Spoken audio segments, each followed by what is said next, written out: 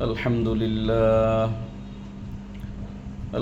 لله نحمده ونستعينه ونستغفره ونؤمن به ونتوكل عليه ونعوذ بالله من شرور أنفسنا ومن سيئات أعمالنا من يهده الله فلا مضل له ومن يضلله فلا هادي له ونشهد أن لا إله إلا الله ونشهد أن سيدنا وسندنا وحبيب ربنا وطبيبنا وطبيب قلوبنا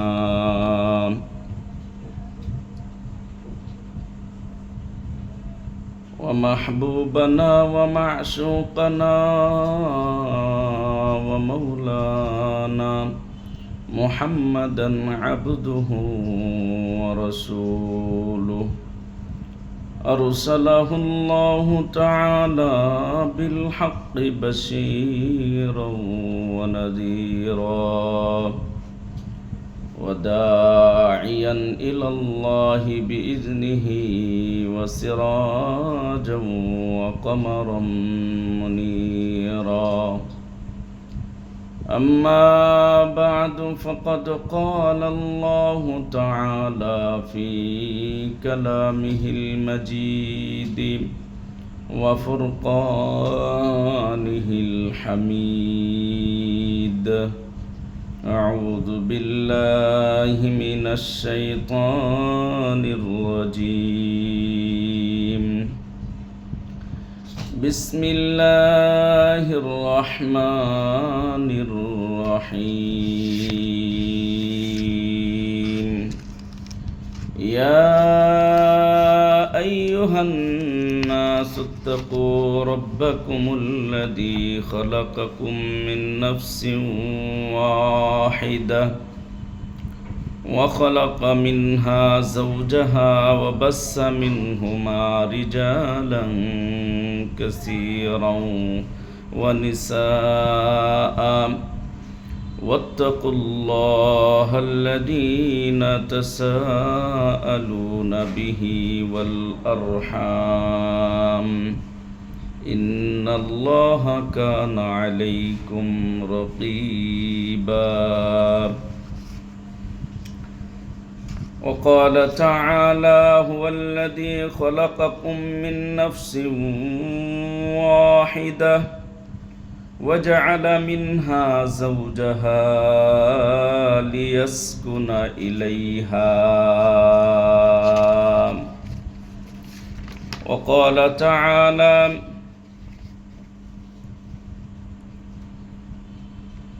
ولا تنكحوا المشركات حتى يؤمنا ولأمة مؤمنة خير من مشركة ولو أعجبتكم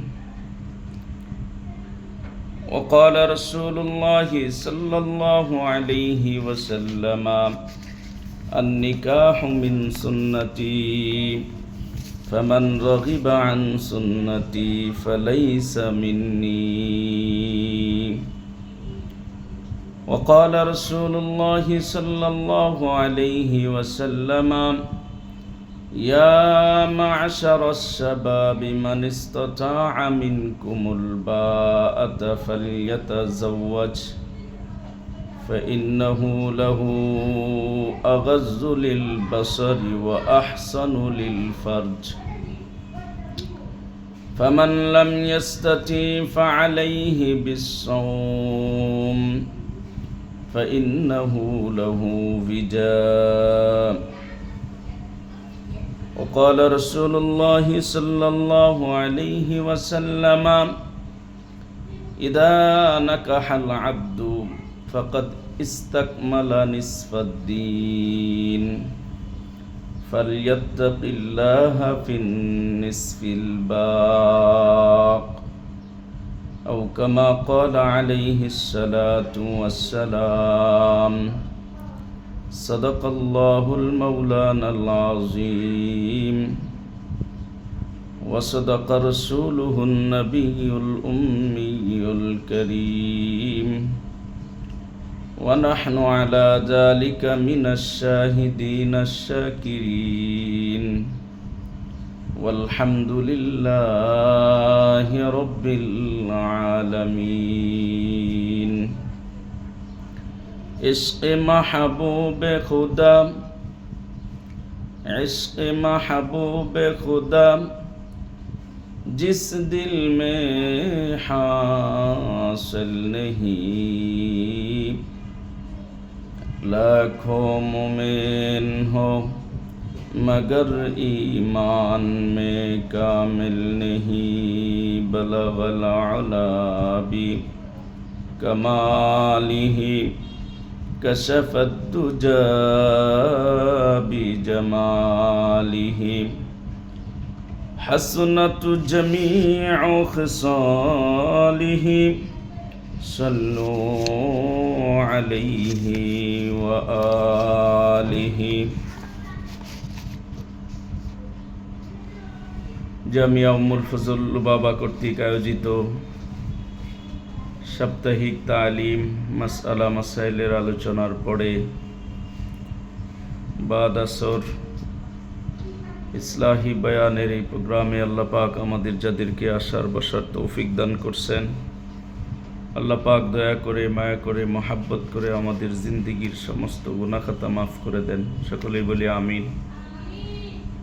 আমাদের মরহুম আত্মীয় স্বজন যারা কবর বাড়িতে আছে, বিশেষ করে আমাদের আব্বা আম্মা, আমাদের দাদা দাদি, নানা নানি, ভাই বারাদর, শ্বশুর শাশুড়ি, আত্মীয় স্বজন, আহলো ইয়াল, আসাতেজায়ে কারাম, মুহিব্বিন মুতাআল্লিকিন, যারা মুসল্লিয়ানে কারাম, যারা দুনিয়ার বাড়ি ছেড়ে অন্ধকার কবরে শহীদ আছেন, আল্লাহ পাক প্রত্যেকটা কবরকে জান্নাতের বাগিচা বানায় দেন। আল্লাহ পাক প্রত্যেকের জন্যই জান্নাতুল ফেরদাউস বরাদ্দ করে দেন। আল্লাহুম্মা আমিন। আমরা গত সপ্তাহে আলোচনা করেছিলাম ইসলামে বিবাহ শাদীকে কতটুকু সহজ করেছেন এবং বিবাহ সম্পর্কে কোরআন হাদিসে কি আছে আমরা বিস্তারিত আলোচনা করে কথা বুঝতে বুঝাতে সক্ষম হয়েছিলাম যে বিবাহ এটা একটা ইবাদত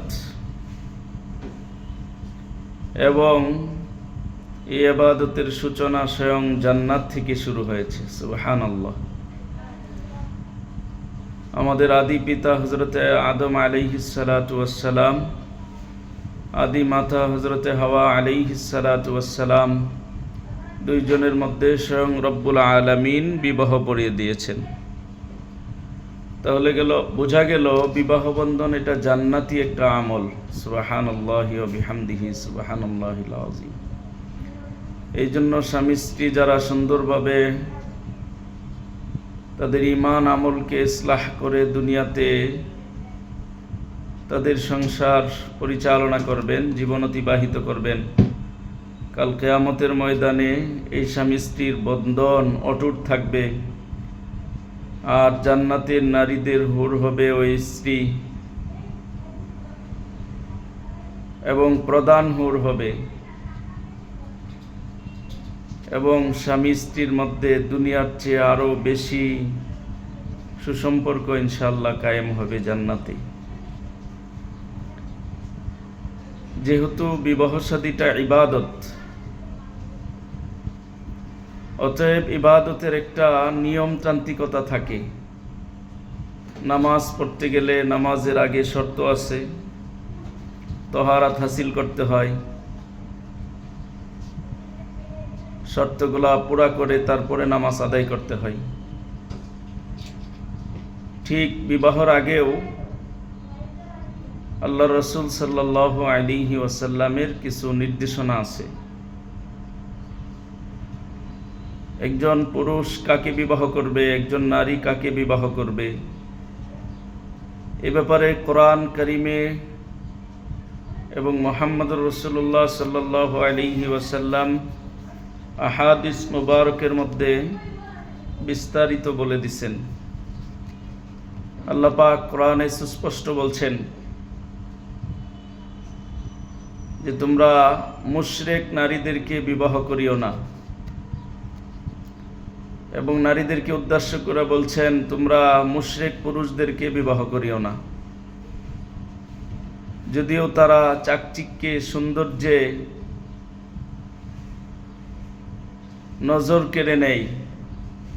তোমরা তাদের প্রতি তাদের সৌন্দর্যের কারণে যদি তোমরা বিমোহিত হয়ে যাও, তাহলেও মুশরিকদেরকে বিবাহ করিও না।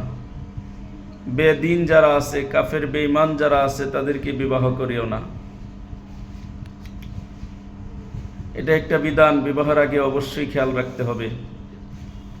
আমাদের সমাজে অনেকেই অপব্যাখ্যা করে, বলে যে আহলে কিতাব যারা, তাদেরকে বিবাহ করলে অসুবিধা নাই, বিবাহ হবে। আমাদের দেশের সাবেক প্রধানমন্ত্রী সংসদে এই কথা বলছিলেন।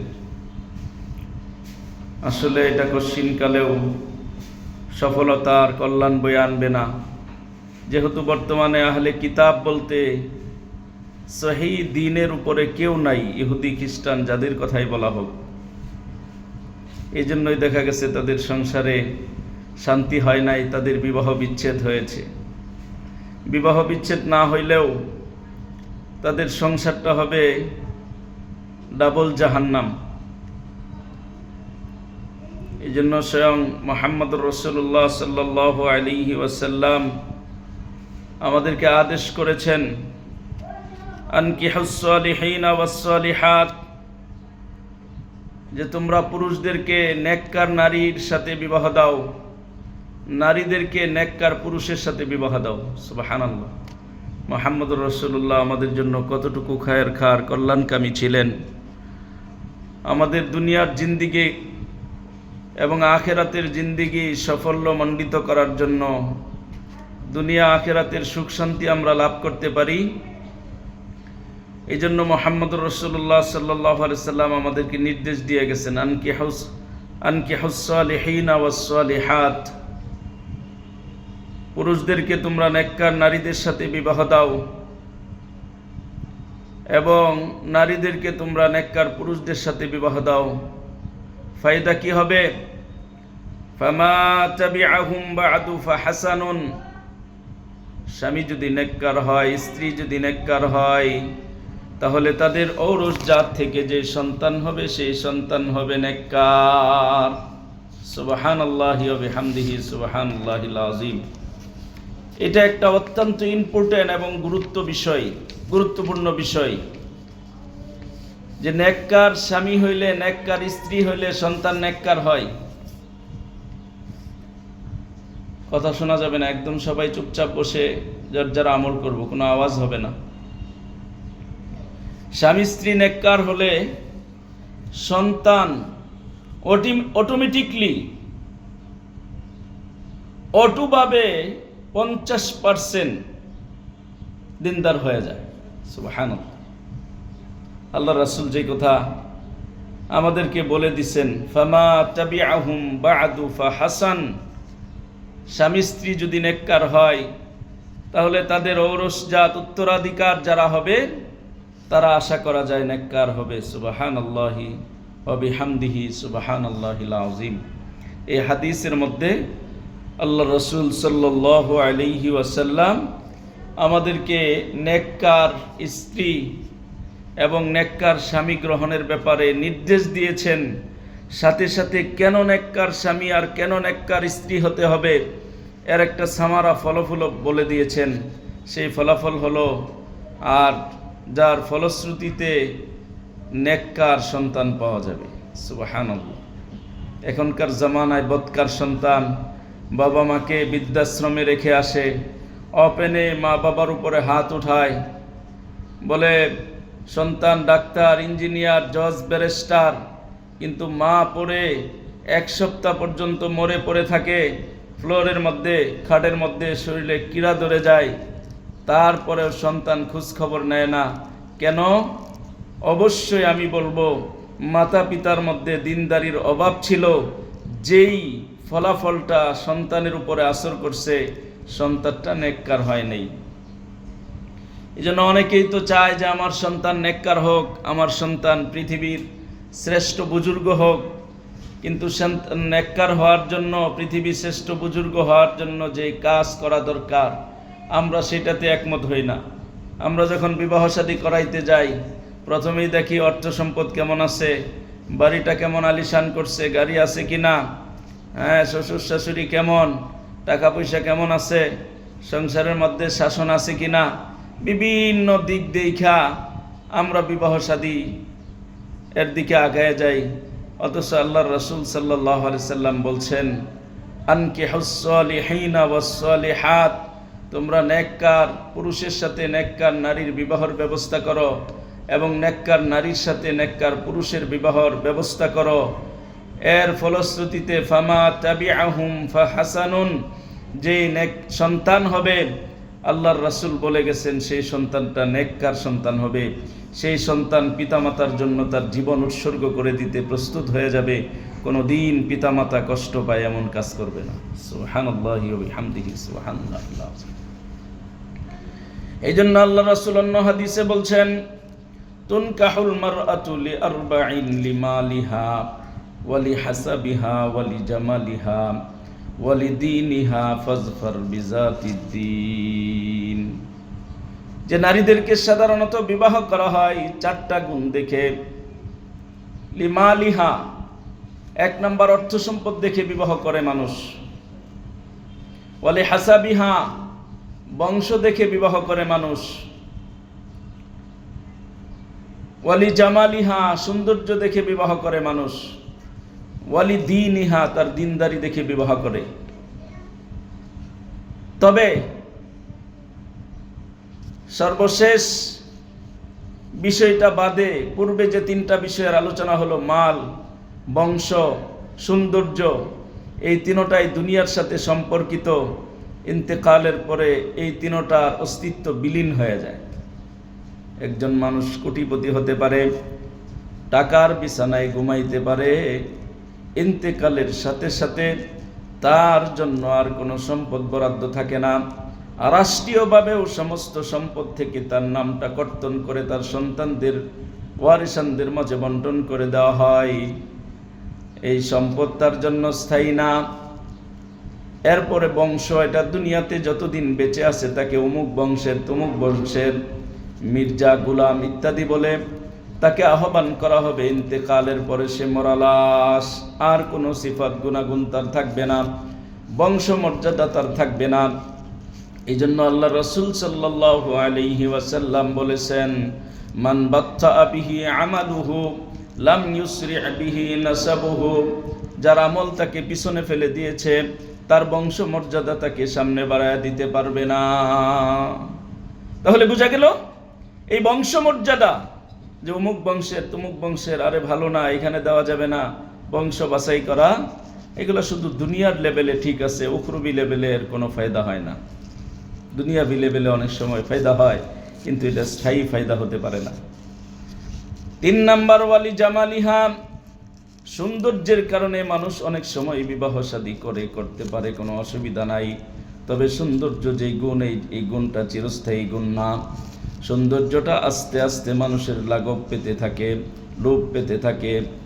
মানুষের সৌন্দর্য 18 বছর 20 বছর পর্যন্ত বাড়ে।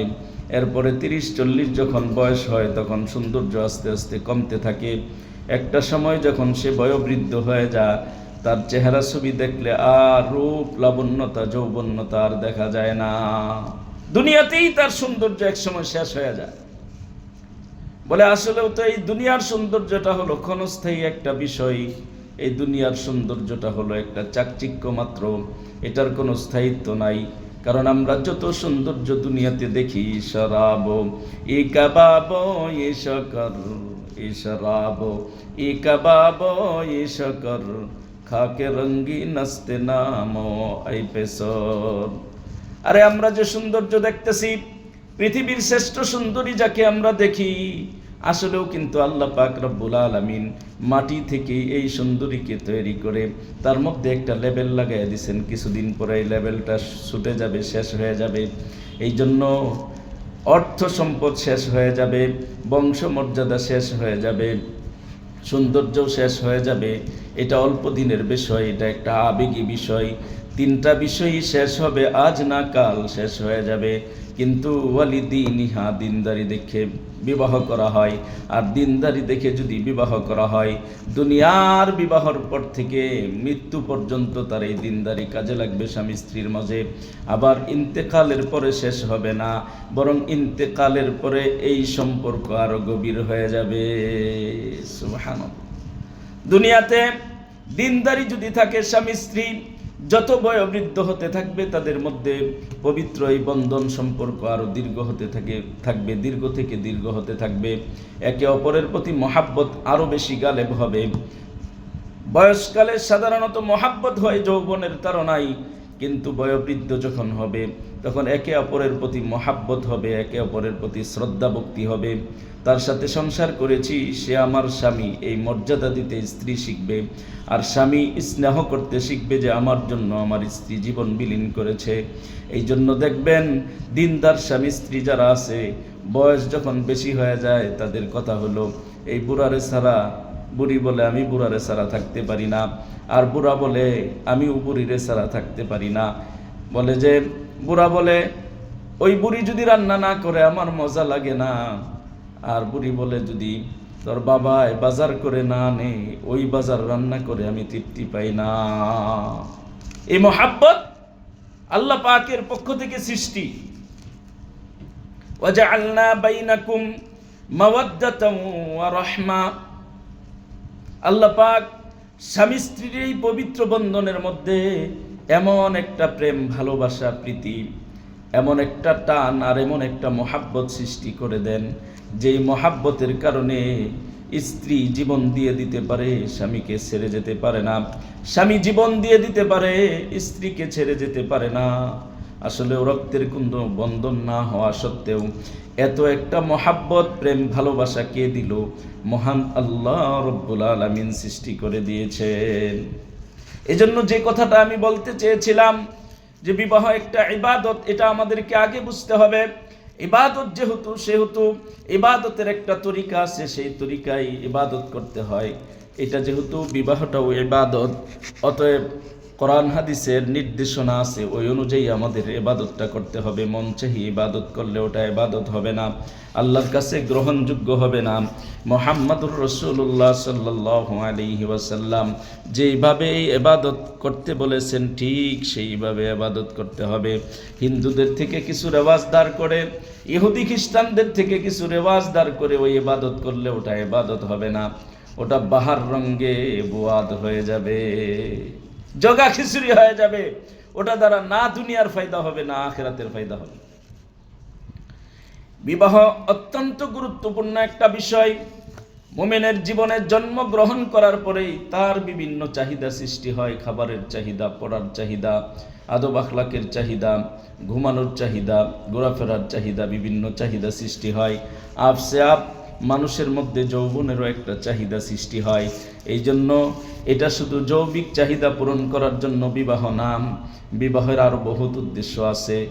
এই জন্য নুরুল আনোয়ার কিতাবের মধ্যে আল্লাহ পাক পুরুষ কেন সৃষ্টি করছেন এই কারণগুলো বলে দিছেন, যে তারা নবী হবে, তারা ইমাম হবে, রাষ্ট্রপ্রধান হবে, তারা সাক্ষী হবে, সমাজের মধ্যে তারা নামাজ প্রতিষ্ঠা করবে, জুমার নামাজ প্রতিষ্ঠা করবে, ঈদের নামাজ প্রতিষ্ঠা করবে, তারা শরঈ দণ্ডবিধি এগুলা কার্যকর করবে, ইত্যাদি ইত্যাদি দায়িত্ব আল্লাহ পুরুষকে দিয়েছেন। আবার নারীকেও আলাদা দায়িত্ব দিয়েছেন। তারা পুরুষের শয্যাসঙ্গিনী হবে, তারা পুরুষের সন্তান জন্মদানকারিণী হবে, তারা পুরুষের ঘরের পরিচালিকা হবে। যত বিষয় ঘরের আছে, সন্ততির লালন পালনকারিণী হবে। আল্লাহ পাক তাদের পায়ের নিচে সন্তানের জান্নাত করে দিয়েছেন। সুবহানাল্লাহ। এটা অত্যন্ত গুরুত্বপূর্ণ একটা বিষয়। এই জন্য বিবাহ করার আগে আমাদের কিছু দায়িত্ব আছে, আমরা হয়তো জানিও না। এই সমস্ত বিষয় যে জানার, এটাও আমরা জানি না। কি জানি না সেটাও জানি না। আল্লাহর রাসূল সাল্লাল্লাহু আলাইহি ওয়াসাল্লাম সবচেয়ে বয়স্ক প্রবীণ সাহাবী হযরতে সালমান ফারসি রাদিয়াল্লাহু তাআলা আনহুকে মুহাম্মদুর রাসূলুল্লাহ সাল্লাল্লাহু আলাইহি ওয়াসাল্লাম বিবাহের আগে ইস্তেখারার বিষয় বলেছেন। ইস্তেখারা করে নাও। ইস্তেখারা কি জিনিস? যে 2 রাকাত নামাজ পড়ে 4 রাকাত নামাজ পড়ে নির্দিষ্ট একটা দোয়া করে এরপরে পাক পবিত্র বিছানায় ডান কাত হয়ে শুয়ে যাও। গুরুত্বপূর্ণ প্রত্যেকটা কাজেই রাসূলুল্লাহ সাল্লাল্লাহু আলাইহি সাল্লাম যেটা কোরআন হাদিসে নাই ওই ব্যাপারে ডিসিশন নেওয়ার আগে সাহাবায়ে কেরামকে ইস্তেখারা করার কথা বলতেন। বিশেষ করে বিবাহের আগে ইস্তেখারার কথা মুহাম্মদুর রাসূলুল্লাহ সাল্লাল্লাহু আলাইহি ওয়াসাল্লাম হযরতে আবু আইয়ুব আনসারী রাদিয়াল্লাহু তাআলা আনহুকে শিখাইছে। ইস্তেখারার দোয়া আছে, আমরা বই দেখে শিখে নিব। আল্লাহুম্মা ইন্নী আস্তাখিরুকা বিইলমিকা ওয়া আস্তাকদিরুকা বিকুদরাতিকা, লম্বা একটা দোয়া আছে। ওই দোয়ার মধ্যে কি হাজত যে আমি বিবাহ করতে চাই, এটা যদি দুনিয়া আখিরাতের জন্য আমার ভালো হয় আল্লাহ ব্যবস্থা করে দাও, আর যদি দুনিয়া আখিরাতের জন্য অকল্যাণ হয় এটা থেকে আমাকে ফিরিয়ে দাও। এভাবে করতে থাকবে আমল। সে 1 সপ্তাহের মধ্যে হয়তো স্বপ্নে যুগে দেখবে যে এটা করলে ভালো হবে, এটা করো, অথবা স্বপ্নে যুগে দেখবে যে এটা করলে ভালো হবে না, এটা করিও না, অথবা তার ভিতরে একটা বিষয়ে টান সৃষ্টি হয়ে যাবে অটোমেটিকলি, অথবা আল্লাহ রাব্বুল আলামিন তার জন্য এটা অকল্যাণ থাকলে এমনিতেই তার থেকে সরায় দিবে সে কোনো কিছু বোঝার আগেই। এটাকে বলা হয় ইস্তেখারা। আমরা যারা যুব সমাজ আছি আমাদের সামনে যখন এই বিধানটা আসবে অবশ্যই আমরা রাসূলের সুন্নতের উপরে আমল করে তারপরে এই জীবনে যাত্রা শুরু করব, তাহলে অবশ্যই আল্লাহ রাব্বুল আলামিন আমাদের জন্য কল্যাণ দুনিয়া এবং আখিরাতের নির্ধারণ করে দিবেন। আল্লাহর কাছে তো আমি কল্যাণ চাই নিলাম, কারণ আল্লাহর রাসূল বলছেন যে নারী জাতি তারা পুরুষের জন্য আদব সবচেয়ে বেশি ক্ষতির কারণ হয় যদি তার দিনদারি, তার দেয়ানতদারি, তার আদব আখলাক ঠিক না থাকে। এই জন্য যখন ইস্তেখারা করে নেবে তার ভিতরে যদি কোনো খারাপি থাকে আল্লাহ রাব্বুল আলামিন সেই খারাপিকে ভালো গুণ দ্বারা পরিবর্তন করে নেবেন। এই জন্য আল্লাহ রাসূল সাল্লাল্লাহু আলাইহি ওয়াসাল্লাম বিবাহের আগে ইস্তেখারা শিখাইছেন, ইস্তেখারা করার নিয়ম কানুন বলে দিয়েছেন। আল্লাহ রাসূল সাল্লাল্লাহু আলাইহি ওয়াসাল্লাম আরো বলেন, ইদা জাআকুম মান তারদাউনা দীনাহু ওয়া খুলুকাহু ফানকিহু ইল্লা তাফআলু তাকুন ফিতনাতুন ফিল আরদি ওয়া ফাসাদ। আল্লাহ রাসূল সাল্লাল্লাহু আলাইহি ওয়াসাল্লাম অভিভাবকদেরকে সতর্ক করে বলেন, ইদা জাআকুম মান তারদাউনা দীনাহু ওয়া খুলুকাহু, তোমাদের কাছে যদি ছেলের জন্য প্রস্তাব আসে অথবা মেয়ের জন্য প্রস্তাব আসে, এমন পক্ষ থেকে প্রস্তাব আসছে যেই পক্ষের দিনদারি দেখে এবং আদব আখলাক দেখে তোমরা সন্তুষ্ট, যে ছেলেটা তো অনেক বড় আলেম, ছেলেটা তো আমলওয়ালা, তার আখলাক খুব ভালো, বদ আখলাকি না, এই 2টা গুণ যদি তোমরা পাওয়া যাও ফানকিহু, তার সাথে বিবাহ দিয়া দিবা। ইল্লা তাফআলু, যদি তোমরা এরপরেও বিবাহ না দাও, যে না সরকারি চাকরি নাই কিভাবে বিবাহ দেই, ভালো বিজনেস নাই কিভাবে বিবাহ দেই, কোটি কোটি টাকা ইনকাম না কিভাবে বিবাহ দেই, আর এই ছেলে কিভাবে মেয়ে পালবে, যদি এই সমস্ত চিন্তা তোমাদের মধ্যে আসে, তাকুন ফিতনাতুন ফিল আরদি ওয়া ফাসাদ, পৃথিবীটা ফিতনা ফাসাদে ভরপুর হয়ে যাবে, যার বাস্তব নমুনা আমরা দেখতেছি। কারণ ছেলের বাবা খুঁজে সবচেয়ে সুন্দরী নারী, আর মেয়ের বাবা খুঁজে সবচেয়ে সম্পদশালী পুরুষ। আল্লাহ রাসূল যেটা বলছেন ওটার ধারে কাছেও নাই। আল্লাহ রাসূল তো বলছেন যে তোমরা দিনদারি দেখে যদি সন্তুষ্ট থাকো, তার আদব আখলাক দেখে যদি সন্তুষ্ট থাকো, তাহলে শুধু বিবাহ করায় দেবার কোনো কথা নাই। এরপরে সাহাবায়ে কেরাম প্রশ্ন করছে, ইয়া রাসূলুল্লাহ, এই যে বিবাহ করায় দিব আমরা, শুধু দিনদারি দেখলাম আর কিছু দেখলাম না। ইয়া রাসূলুল্লাহ, ওয়া ইন কানা ফীহি, ক্বালা ইযা জাআকুম মান তারদাউনা দীনাহু ওয়া খুলুকাহু ফানকিহু সালাসা মাররাত।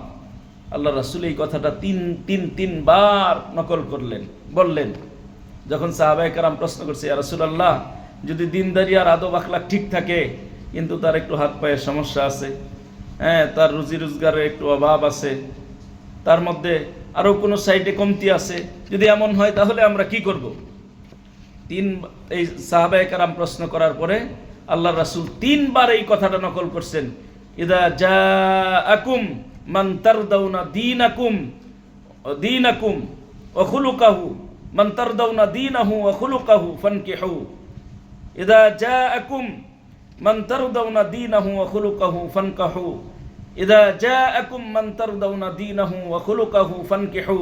3 বার আল্লাহর রাসূল বললেন, যখন তোমাদের কাছে দিনদার পাত্রের প্রস্তাব আসে, আদবওয়ালা পাত্রের প্রস্তাব আসে, সেটা মেয়ের পক্ষ থেকে হোক দিনদার আর আদবওয়ালা, অথবা ছেলের পক্ষ থেকে হোক দিনদার আর আদবওয়ালা, তাহলে বিবাহ দিয়ে দাও।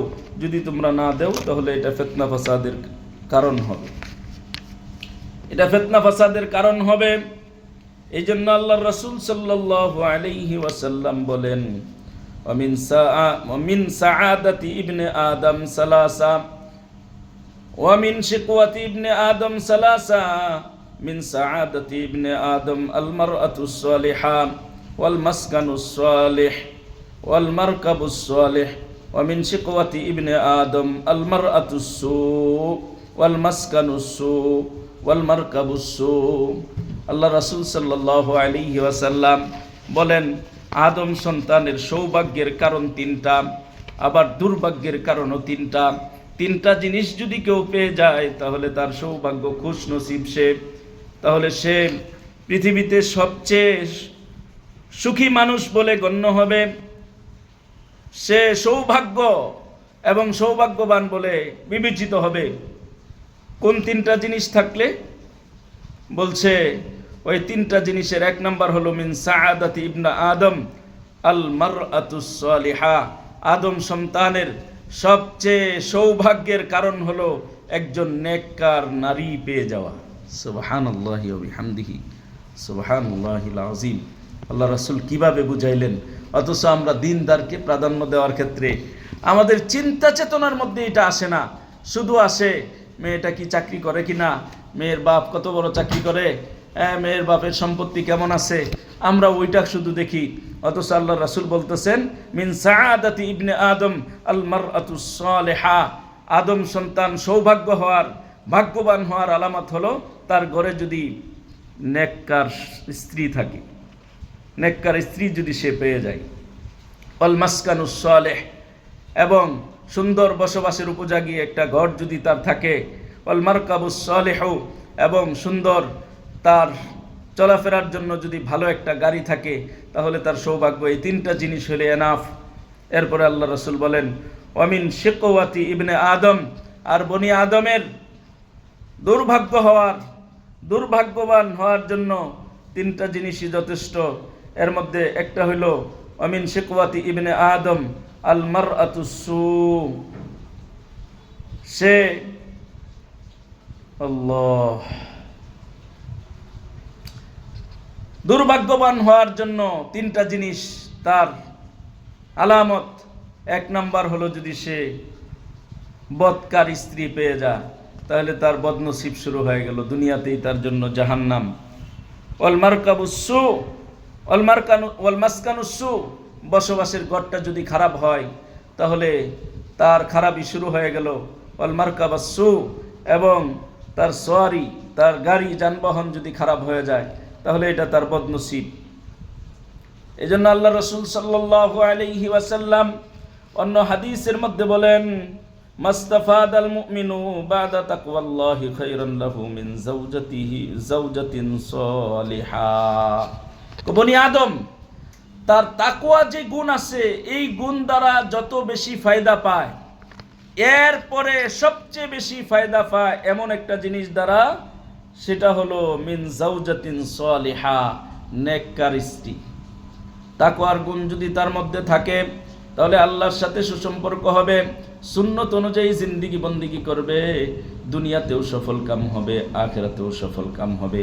এই জন্য আল্লাহর রাসূল বলেন, মাস্তাফাদাল মুমিনু বাদা তাকওয়াল্লাহ খায়রান লাহু মিন যাওজাতিন সালিহা। আল্লাহর ভয়ের পরে তার সবচেয়ে উপকারী জিনিস হলো একজন নেককার স্ত্রী। নেককার স্ত্রীর গুরুত্ব কত বেশি আমাদের বোঝা দরকার। আল্লাহু আকবার।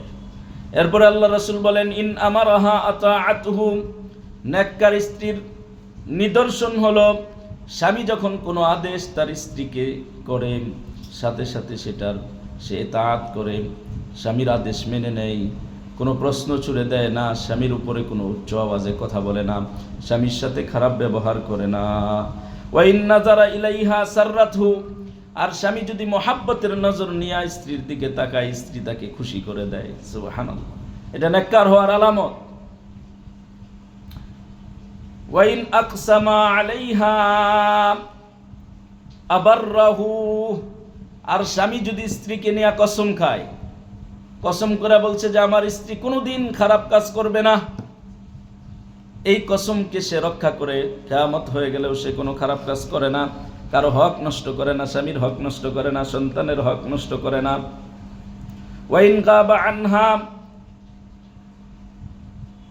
নাসাহাতহু ফি নাফসিহা ওয়া মালিহা, আর নেককার স্ত্রীর হওয়ার আলামত হলো স্বামী যখন অনুপস্থিত থাকে তখন স্বামীর হক এবং স্বামীর হকের হেফাজত করে এবং স্বামীর মালের হেফাজত করে, তার উপরে যত অধিকার আছে স্বামীর ওগুলার হেফাজত করে এবং স্বামীর মাল সন্তান সন্ততির হেফাজত করে।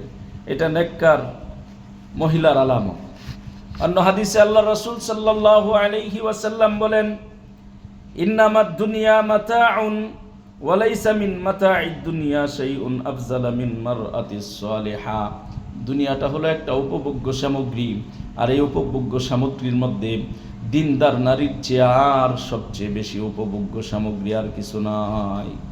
অন্য হাদিসে আল্লাহ রাসূল সাল্লাল্লাহু আলাইহি ওয়াসাল্লাম বলেন, আদ-দুনিয়া কুল্লুহা মাতা, পুরা দুনিয়াটা হলো উপভোগ্য সামগ্রী। উপভোগ করার জন্য আল্লাহ তাআলা দুনিয়াতে যা কিছু বানাইছেন, মানব জাতির কল্যাণে বানাইছেন, উপভোগ করার জন্য বানাইছেন। ও খায়রু মাতাইদ দুনিয়া আল মারআতুস সালিহা, আর এই দুনিয়ার মধ্যে সবচেয়ে বেশি আল্লাহ উপভোগ্য জিনিস হলো আল মারআতুস সালিহা, নেককার স্ত্রী। সুবহানাল্লাহ। অন্য হাদিসের মধ্যে আল্লাহ রাসূল সাল্লাল্লাহু আলাইহি ওয়াসাল্লাম বলেন, আরবাউন মান উতিয়াহুন্না উতিয়া খায়রাদ দুনিয়া ওয়াল আখিরাহ। আল্লাহ রাসূল বলেন, চারটা জিনিস যাকে দেওয়া হয়েছে তাকে দুনিয়ার সব কল্যাণ দেওয়া হয়েছে। সুবহানাল্লাহি ওয়া বিহামদিহি, সুবহানাল্লাহিল আযীম। কি জিনিস চারটা? কালবান শাকিরা, এমন অন্তর যেটা শুকরগুজারি, স্বামী যা আনছে আলহামদুলিল্লাহ, স্বামী যা নিয়ে আসছে ওটাতেই শুকরগুজার অন্তর যদি আল্লাহ কাউকে দিয়ে থাকে।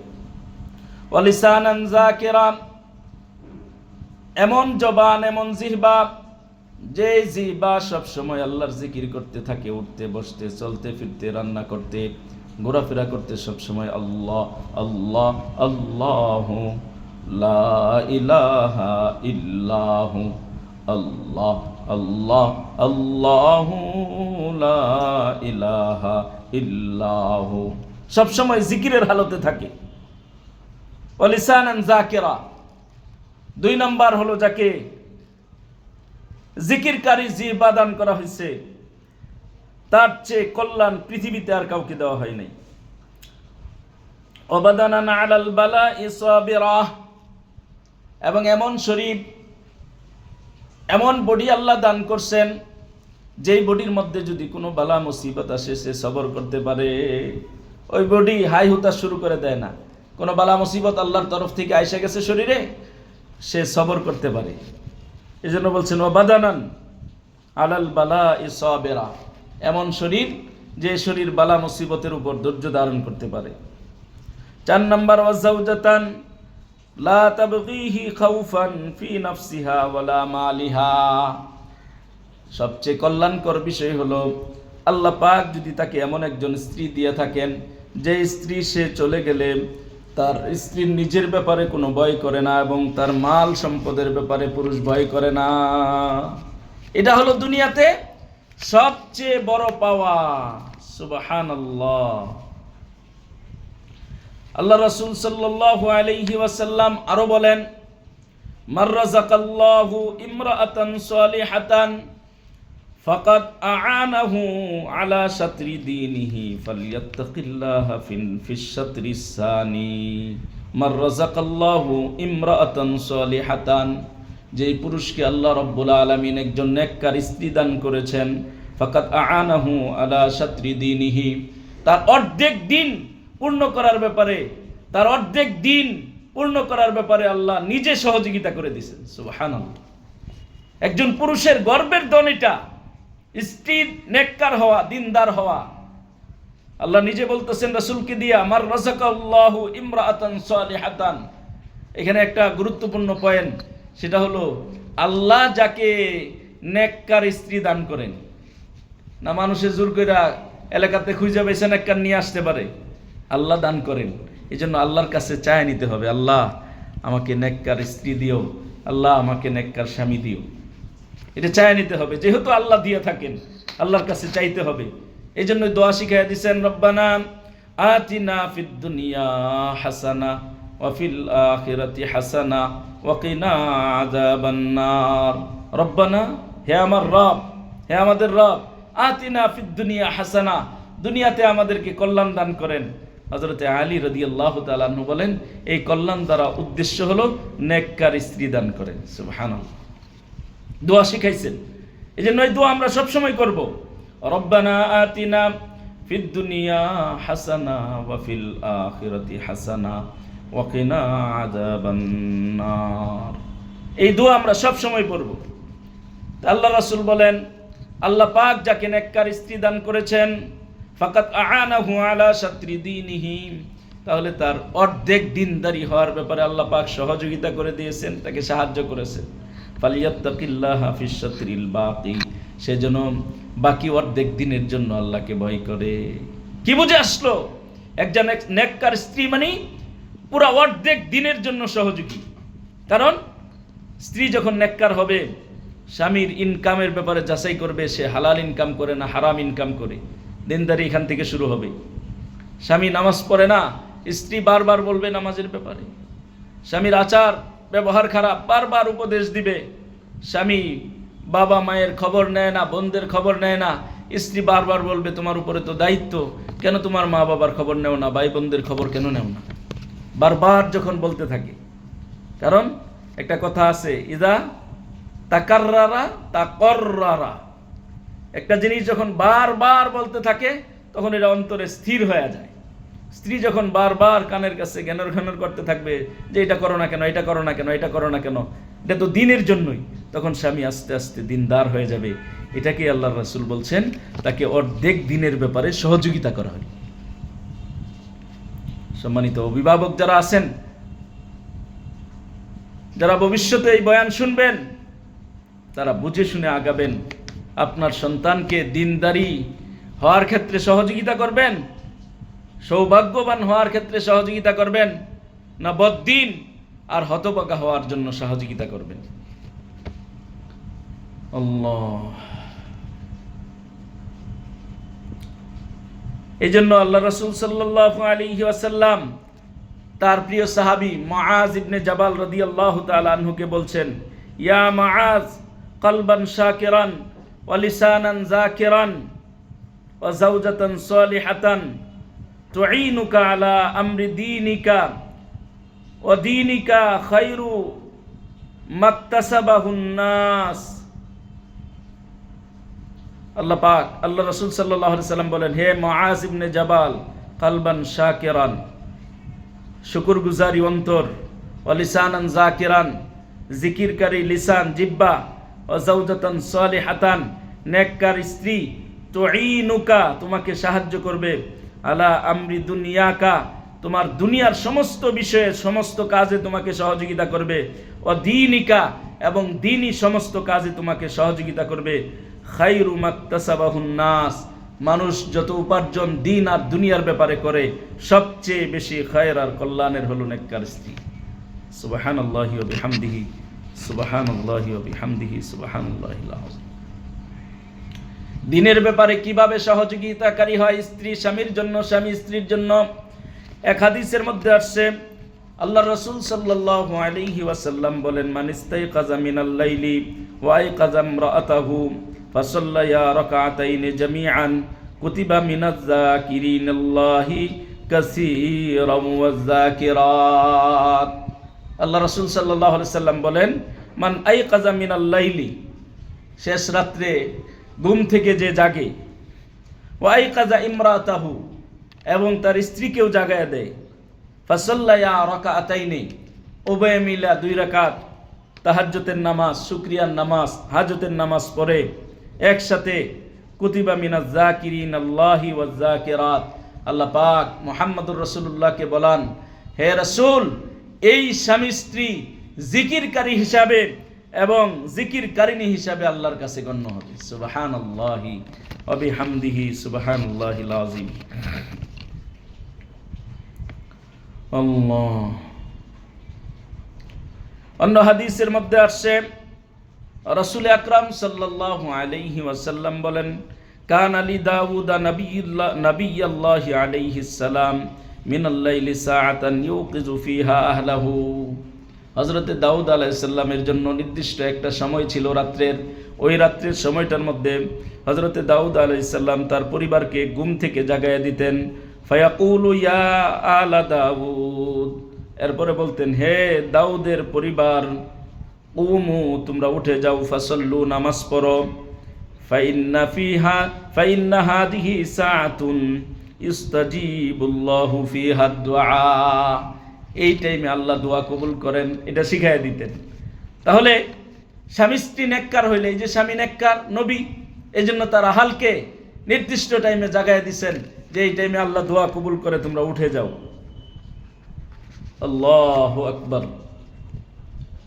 এই জন্য অন্য হাদিসের মধ্যে আসছে, আল্লাহ রাসূল সাল্লাল্লাহু আলাইহি ওয়াসাল্লাম বলেন, রাহিমাল্লাহু রাজুলান কামা মিনাল লাইলি ফাসাল্লা ওয়া আইকাযা ইমরাআতাহু ফাসাল্লাত ফাইন আবাত রাশা ফি ওয়াজহিহাল মা। রাহিমাল্লাহু ইমরাআতান কামাত মিনাল লাইলি ফাসাল্লাত ওয়া আইকাযাত যাওজাহা ফাসাল্লা ফাইন আবা রাশাত ফি ওয়াজহিহিল মা। আল্লাহ রাসূল সাল্লাল্লাহু আলাইহি ওয়াসাল্লাম বলেন, আল্লাহ রহম করুন ওই স্বামীর প্রতি যে স্বামী শেষ রাত্রে ঘুম থেকে জাগ্রত হয়ে নামাজ পড়ে এবং স্ত্রীকেও জাগ্রত করে, উঠতে না চাইলে স্ত্রীর চেহারার মধ্যে পানি ছিটায় মারে। আল্লাহ রহম করুক ওই স্ত্রীর প্রতি যে স্ত্রী রাত্রের বেলা ঘুম থেকে জাগে, নামাজ পড়ে এবং স্বামীকেও নামাজের জন্য জাগায়। স্বামী জাগতে না চাইলে তার মুখের মধ্যে পানির ছিটা দিয়ে দেয়। তাদের জন্য আল্লাহ রাসূল দোয়া করছেন যে ওই স্বামী স্ত্রীর উপরে আল্লাহ তাআলা রহম করুন। তো বলেন, স্ত্রী যদি নামাজ না পড়ে, তাহাজ্জুদ গুজার না হয়, স্বামী যদি নামাজ না পড়ে, তাহাজ্জুদ গুজার না হয়, তাহলে একজন আরেকজনকে শেষ রাত্রে কেমনে ডেকে দিবে? তাহলে দিনদারির ক্ষেত্রে যে অর্ধেক বলছেন, এই কথা দ্বারা সুন্দরভাবে প্রমাণিত হয়ে যায় যে পরিপূর্ণ দিনদার হওয়ার জন্য অবশ্যই স্বামী স্ত্রী একে অপর দিনদার হওয়া, এটা দিনদারি অর্ধেক পরিপূর্ণতার একটা আলামত। এই জন্য আরো অনেক লম্বা আলোচনা ছিল, সময় যেহেতু শেষ, আমি আর হাদিস আর আয়াতের দিকে আজকে না যাই, শুধু একটা সামারা বলি। বিবাহ হলো একটা ইবাদত, যে ইবাদতের সূচনা জান্নাত থেকে হয়েছে। এই বিবাহ করার ক্ষেত্রে দিনদারিকে প্রাধান্য দেওয়ার ব্যাপারে আল্লাহ রাসূল অনেক হাদিসের মধ্যে বলছেন। কোরআনে কারীমের মধ্যেও আল্লাহ রব্বুল আলামিন দিনদার ইমানদারকে প্রাধান্য দেওয়ার ব্যাপারে নির্দেশনা দান করেছেন। দুনিয়া আখিরাতের কল্যাণের মধ্যে নিহিত আছে। তো অবশ্যই আমরা দিনদারিকে প্রাধান্য দিব। বিবাহটা হবে কিভাবে? আমাদের সমাজে এটা জানা নাই মানুষের, যে বিবাহের সুন্নত তরিকা কি। সুন্নত তরিকা হলো, দুই পক্ষের যে কোনো পক্ষ প্রস্তাব দিতে পারে আগে, সেটা মেয়ের পক্ষ হোক অথবা ছেলের পক্ষ হোক, যেটাকে ইজাব বলা হয়, প্রস্তাবকে ইজাব বলা হয়। আরেকটা হলো কবুল, আরেক পক্ষ গ্রহণ করতে হয়। ইজাব কবুল এটা বিবাহের রুকন, এই দুইটা না হইলে বিবাহ হয় না। ইজাব কবুল হলো বিবাহের ফরজ, আর ওয়াজিব দুইটা আছে। একটা হলো মহর আর একটা হলো সাক্ষী। মহর নির্ধারণ করবে এবং সাক্ষী থাকবে দুইজন, বালেক পুরুষ কমাস কম, অথবা একজন পুরুষ দুইজন নারী থাকবে বালেগা বালেক। তাদের সামনে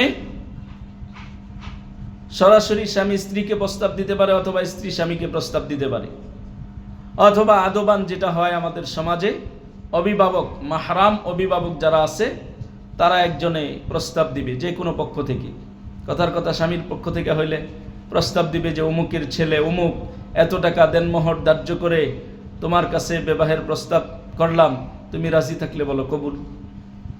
এই প্রস্তাব দেওয়ার পরে সে যদি বলে কাবিল তো আলহামদুলিল্লাহ, বাস সাথে সাথে বিবাহ হয়ে যাবে, যেহেতু সাক্ষী আছে, ইজাব কবুল হয়ে গেছে। এর আগে খুতবা পাঠ করা সুন্নত। আমি আগেই বলছিলাম বিবাহ একটা ইবাদত। এটা ইবাদত, এমন ইবাদত যেটা সামাজিকভাবে ইবাদতটা হয়ে থাকে, যেটা যৌথভাবে হয়ে থাকে, যেটা এলানান হয়ে থাকে। কারণ হাদিসের মধ্যে আসছে আলিনুন নিকাহা ওয়ালাউ বিদ্দাফি, বিবাহের তোমরা প্রচার করে দাও, যদিও দফ চামড়া এক পাশে লাগায় দপ দপ একটা আওয়াজ হয়, এখানে মূর্ছনা হবে না, ডুলের আওয়াজের মতো হবে না, শুধু আওয়াজ দেখলে মানুষ জিজ্ঞেস করবে এই কি হয়েছে, বলবে অমুকের সাথে অমুকের বিবাহ। বিবাহের প্রচার করো, আলিনুন নিকাহা ওয়ালাউ বিদ্দাফ। কারণ গোপনে গোপনে বিয়ে করলে মানুষে দীক্ষার দিবে, নিয়ে যাবে স্ত্রীকে, মানুষ বলবে কিরে কার মাইয়া লয়ে যাইতেছে। গোপনে বিবাহ করা এই জন্য নিষিদ্ধ। একে অপরকে নিয়ে পছন্দ হয়েছে চলে গেছে, হাদিস অনুযায়ী তো এই বিবাহ হয় না। আল্লাহ, হযরত আম্মা জানা আয়েশা রাদিয়াল্লাহু তাআলা আনহা হাদিস নকল করেন, আইয়ুমা ইমরাআতিন নাকাহাত নাফসাহা বিগাইরি ইজনি ওয়ালিয়িহা ফানিকাহুহা বাতিলুন বাতিলুন বাতিল। কোন নারী যদি তার অভিভাবকের অনুমতি ছাড়া বিবাহ করে, ওই বিবাহ অকার্যকর, ওই বিবাহ বাতিল বাতিল বাতিল। কেন আল্লাহ রাসূল এই কথা বলছে? তাহলে সামাজিকতা থাকলো না, তাহলে মুরব্বীদের প্রতি সম্মান শ্রদ্ধাবোধ থাকলো না, বিবাহের প্রচার প্রসার হইল না, ওটা গোপন হয়ে যাবে। এরপরে আরেকটা জিনিস ইম্পর্টেন্ট, সেটা হলো যখন স্বামী স্ত্রী ছেলে মেয়ে তারা যৌবনকালে থাকে, যৌবনের তাড়নায় সবই তার কাছে ভালো লাগে, চোখের মধ্যে একটা ভালো লেগে গেছে, বাস চয়েস করে ফেলবে, তার একটা জীবনের অর্ধেক দিনের একটা বিষয়ে সে ডিসিশন নিয়ে ফেলবে, এখানে ডিসিশনে সে ফেলোয়ার হয়ে যাবে, ফেল করবে। এই জন্য এই ডিসিশন তার নেওয়ার অধিকার নাই।